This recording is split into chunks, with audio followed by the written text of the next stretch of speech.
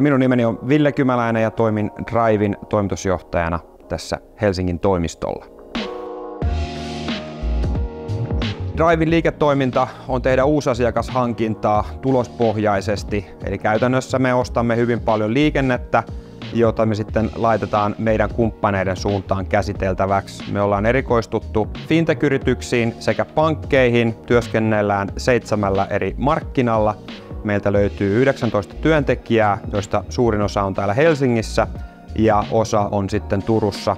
Oma rooli käytännössä on skaalata ylöspäin tätä liiketoimintaa, koska meillä on ollut vahva kasvutahti viime vuonnakin ja tänä vuonna ollaan painettu kaasua vielä enemmän. Ja tässä luonnollisena osana on myös sitten uusien talenttien ja osaajien löytäminen, johon sitten ollaan tehty paljon rekrytointia tänä vuonna ja siinä vaiheessa päädyttiin siihen, että siitä vanhasta sähköpostirumpasta haluttiin eroon ja siirryttiin sitten käyttämään tämmöistä platformia ja valittiin siihen Teamtailor. Minulla oli henkilökohtaisesti aikaisempaa kokemusta Teamtailorin käytöstä ja olin käyttänyt sitä jo usean vuoden ajan. Se oli sinällään melko helppo päätös ottaa se käyttöön, kun oli positiivisia kokemuksia Teamtailorin käytöstä. Teamtailor on palvellut meitä erittäin hyvin siinä, että nämä rekrytoinnit, mitä aloitettiin alkuvuonna, niin on mennyt hienosti maaliin ja myöskin se rekrytointi itsessään tietynlaisen tämmöisen gamifikaation kautta, mitä tämä platformi tarjoaa. Kaikki ne kommunikaatiokanavat, kaikki lisäosat, mitä on käytössä, on tuonut siihen rekrytointiin paljon sellaista, että se ei ole tuntunut edes työltä, vaan se on hyvin simppeliä ja sitä kautta on helppo käydä läpi niitä kandidaatteja ja sitten jatkotyöstää heidän kanssaan eri steppejä. No yksi parhaimmista ominaisuuksista, mistä itse olen pitänyt tosi paljon, kun meillä on käytössä Googlen palvelut tässä yrityksessä ja Slack. Kun sovitaan siellä Teamtailorissa, käydään se kommunikaatio kandien kanssa siellä, niin kaikki pysyy yhdessä paikassa ja asiat menee synkassa hienosti sitten omaan kalenteriin. Myöskin siellä se kommunikaatio siellä järjestelmän sisällä sen rekrytointitiimin kanssa on tehty nätisti.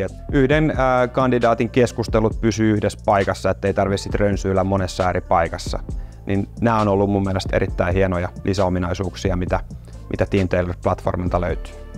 Olen ollut todella tyytyväinen Teamtailorin asiakaspalveluun. Varsinkin alkuvaiheessa, kun luotiin uudet urasivut ja sinne sitten sisältöä ja sitä, että miltä graafinen puoli näyttää, niin saatiin todella paljon ja hyvin nopeasti apua. Ja myöskin sitten uusien työtehtävien luominen ja sinne automaatioiden luominen, niin Teamtailorin platformissa oleva chat-funktio, niin siellä ystävällisesti ja nopeasti sai kyllä vastauksia kaikkiin asioihin, ettei tarvinnut sillä oikeastaan jäädä odottamaan kauhean pitkäksi aikaa. Et arkisin toimistoaikoihin niin vastaukset tulee hyvin nopeasti.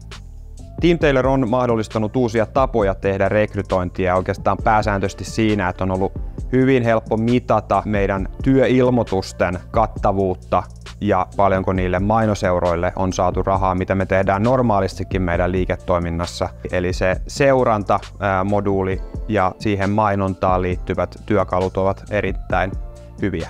Omasta mielestä Teamtailor sopii semmoisille yrityksille, jotka haluaa pitää kulut omissa käsissään ja pystyy pitämään rekrytoinnin in-housena, mutta myöskin, kuten itsekin olemme käyttäneet tietyissä rekrytoinneissa, niin sitten on pystytty käyttämään myös ulkopuolisia tahoja ja on annettu mahdollisuuksia ulkopuolisille liittyä siihen rekrytointitiimiin, eli hyvin kattavat vaihtoehdot löytyy.